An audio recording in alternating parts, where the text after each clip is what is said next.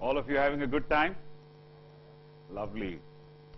Let me start with telling you the difference between knowledge and wisdom. Knowledge is knowing that tomato is a fruit and not a vegetable. And wisdom is knowing not to put it in the fruit salad. So, we all know. Just take a look around you. Are you all the same? Aren't you happy that you're not the same? The world would be absolutely boring if the guy sitting next to you, the girl sitting next to you is just like you. So, we know that we are different, yet we have a huge issue in accepting differences.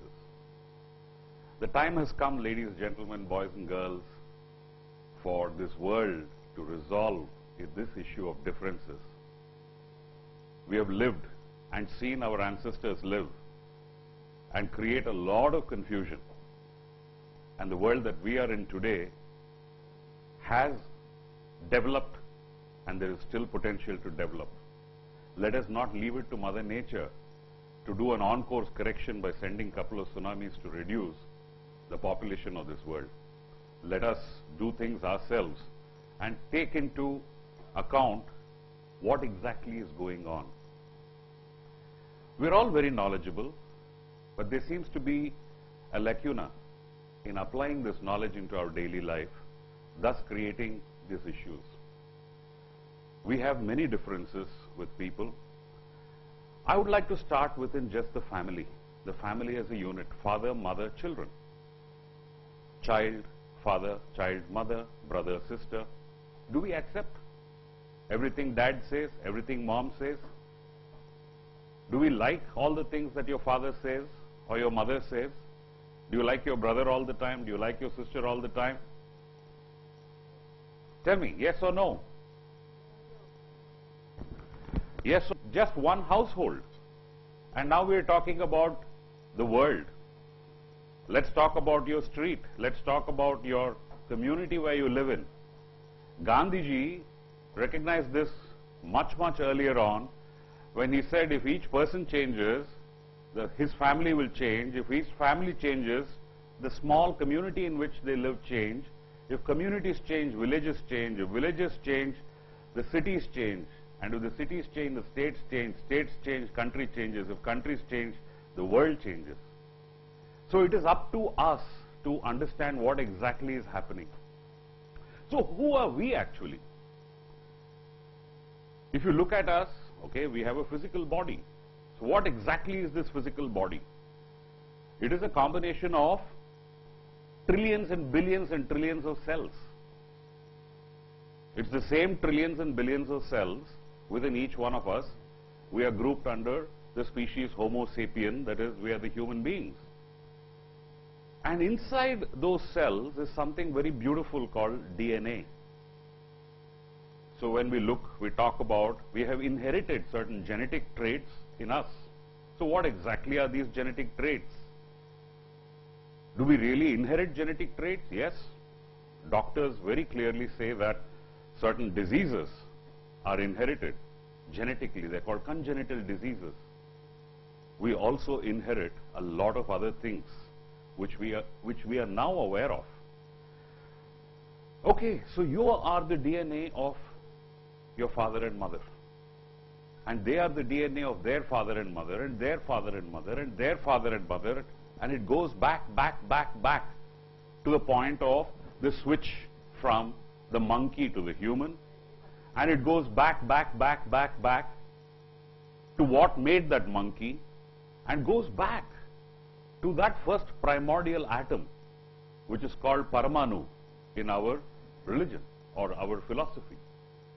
So inside your DNA is the entire story of evolution. Entire story of evolution. Starting from that single cellular organism which evolved and evolved and evolved and evolved into what we are today. And this story has been for 1 million years. So what are the other things that we have inherited apart from the color of the skin, apart from the way we look? We also inherit belief systems. What are these belief systems? These are nothing but survival skills, which the DNA's primary role is to survive, and to propagate. That's why your father had you, and you will have children. So it is to propagate. This is a primordial energy. So this evolution of DNA. Now what all has this DNA gone through? DNA has gone through, I'm not talking anymore of the physical body. The DNA has gone through wars. It has gone through famine. It has gone through natural disasters. It has gone through floods. It has been a victor in a war. It has been a victim in a war. It has been the slaver in a war. It has been enslaved in a war. It has been hungry. It has seen everything. But it has survived. And during this great journey of this DNA are survival skills. And these survival skills are encoded inside us. And that is why sometimes when you see people, when they eat, they're not able to control their eating, because there is a famine gene inside. Yes, there is a famine gene inside, because it thinks, I don't know where the next meal is coming, so eat. And they say, oh, I have put on so much weight, I don't know what to do. So the ancients always said, introspect and find out. Go within, look inside you and find out. So what exactly is this looking inside you? There is, let me take an example of a young man who is very well qualified educationally and is now working in a very big company and earning a huge, let us say, $100,000 a year. And every month end he's in debt. Every month end the boy is in debt. And he's not able to believe that a backbencher in his school who failed every class is now in such a beautiful position financially, where this guy has to go and ask him for money to tide over this circumstance. So, and he's thinking to himself, where did I go wrong? I played it by the book. I studied. I was a gold medalist. I was a topper. I scored the best exams in GRE, GMAT, SAT, and I've been selected in the best university. And I did my masters, and now I'm in that beautiful position. And this duffer, who academically is nobody, is now having so much money, doing simple things, or doing whatever he is doing, that I have to go and ask him. I have to call him and say, hey friend, do you remember we both used to play cricket in school? And what is the difference?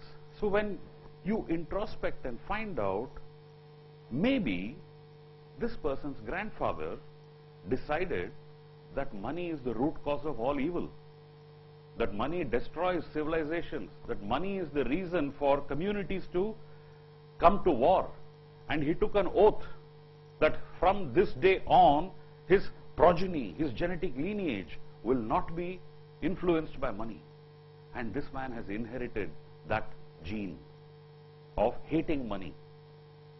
Now this is sitting in what we call as the subconscious mind, which is the storehouse of all the software that runs our body.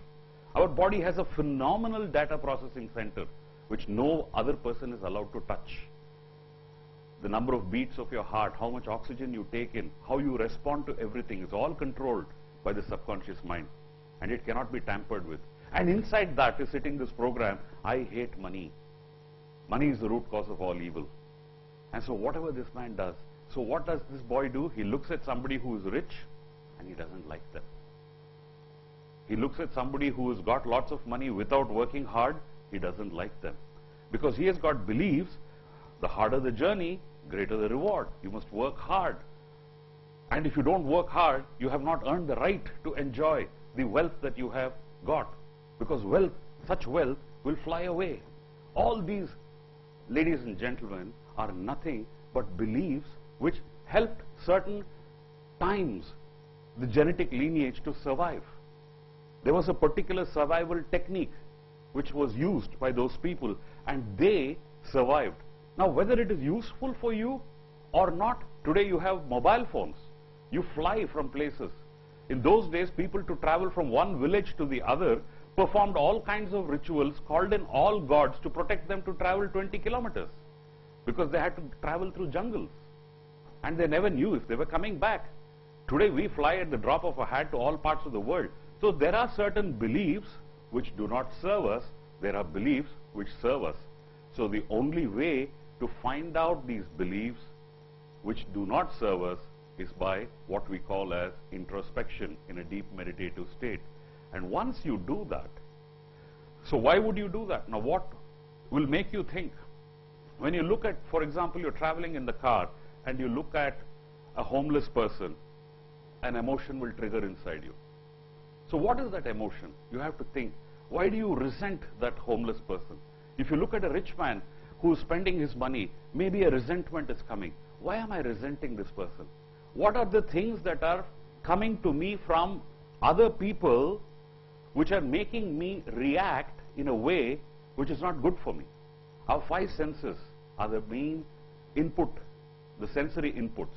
The sense, your eyes and your ears are the maximum for differences. You really don't care if somebody is eating something else as long as you're getting your food to eat. But your eyes and ears are so important. This connects to the brain, and the brain is releasing hormones. So if you look at it, it is nothing but the story of the DNA and your hormones. You know, you have feel-good hormones and you have hormones which are making you feel not so good, like serotonin, dopamine, endorphins. These are your feel-good hormones. And the hormones which make you feel not so good are adrenaline and all the other anger stuff. So what happens when you have the adrenaline trigger? It's basically come down, handed over millennia. It's a fight or flight hormone. So when adrenaline is released, you're supposed to take action. And what is the action that you normally take? You have to fight, because it is either it is sent to your muscles, and that is stimulating. Your heart is beating faster. So what do you do at that time? So today we have to say, yes, of course, but inside your heart is racing, and your mind is saying, I want to take a big punch and swing and make the guy bang. But you say, oh, no, I can't. Of course. So yes, sure, I'll be there. So when you have this dichotomy, what is happening? The adrenaline is swimming in your body. Let's leave the effect of that. So why is this adrenaline coming? You just look at him and say, I don't know, something about him I don't like. How many times have you gone through life looking at somebody, walking into a hall full of 50 people, I don't know, I don't like that person. Let me just move away. You don't know, but your genes know, because a person with this physical attribute has something to do with the data stored here. Your DNA knows, so it's keeping you safe, saying you will not survive if you go this way, turn this way. The instruction is given to your leg and you turn left and you walk. When you go to some other place, say, I don't know, but you know, he's such a nice person. He's really so good. And then you may lose 10,000 rupees from that con man. But that's different. But your DNA says, oh, he's so nice. He's such a like a puppy. He's so cute. Where is this coming from? So you have the genetic belief, and then you have the beliefs that you pick up in this lifetime, from the time you were born. So when we talk about past lives, let us not debate about whether you're a reincarnation of many lives. Just let us stick to the point that inside your physical body is millions of years of lives. Millions of years of lives. Pause and just look at yourself as a repository of millions of years of evolutionary knowledge, and that is inside your hard disk. The only way to reprogram your hard disk is to rewrite a new software. And you need an EEPROM to do that. How do you program this software? And this program is what is called meditation. You need to slow down the whirring of your brain and slow it down so that you become aware of the data that is stored inside your hardware. And if you need to uninstall some software and reinstall some new software, you need to slow down your frequency and ponder. And what do you ponder on? The problems of your life. Why am I reacting to a person like this? Because your journey is meant to be happy. Anything that makes you sad, check. Why am I getting sad? Anything that makes you angry, check. Why am I getting angry? You're not supposed to be angry. Your default setting as you were born is joy and joy and joy. Your default setting that you come born with is only joy. You're not supposed to get angry. You're not supposed to go to war. You're supposed to coexist. You're supposed to enjoy these experiences. If you go to the spiritual world, there is a totally different, which blends beautifully with this, of how this soul has come to this body to get this unique experience with this father, with this mother, with this sibling, with this disability, with this ability, and learn. And with this learning, we are evolving from lifetime to lifetime to lifetime to lifetime. So that is the karma theory.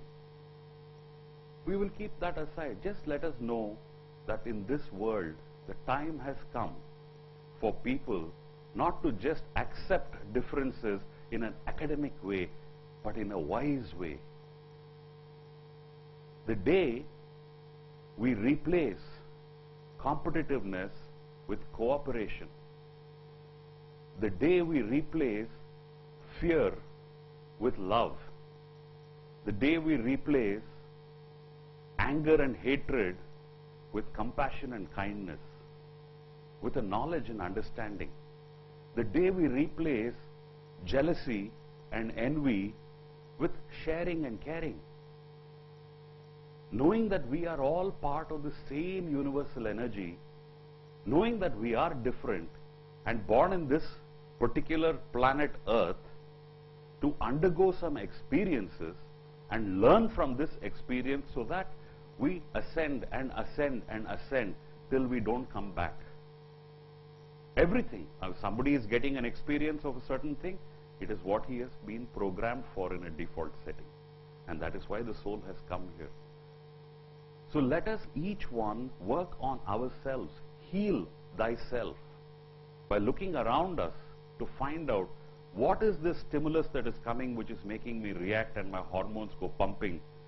Whatever is not giving you serotonin and dopamine, as simple as that, to put it in a nutshell, whatever experience is not giving you serotonin, dopamine, endorphins, please, you have to work on it.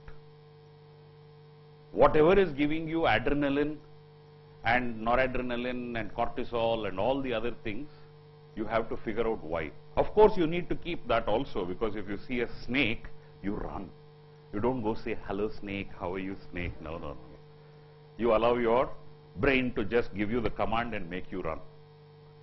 So once we understand who we are, and knowing that person has also got a genetic program, and he has come, and you have to learn, there is an exchange. So this is what we call as learning in the life. So there are people out there to give you lessons. Lessons like lessons in humility, lessons in compassion, lessons in cooperation, lessons to balance your ego, lessons to balance out your superior, inferior, and come to the center. So there are people who are programmed to give you those, and they just recognize them as your teachers and recognize that you are a student. Learn that lesson saying, I will not be like this. I will not beat my children. I will love them. I will teach people through love and not through fear. And start releasing yourself from these obligations to learn lessons the hard way, because we are all born to learn the lessons with joy and the easy way. Just pray that all of us learn easily and effortlessly with grace and enjoy our life. Thank you.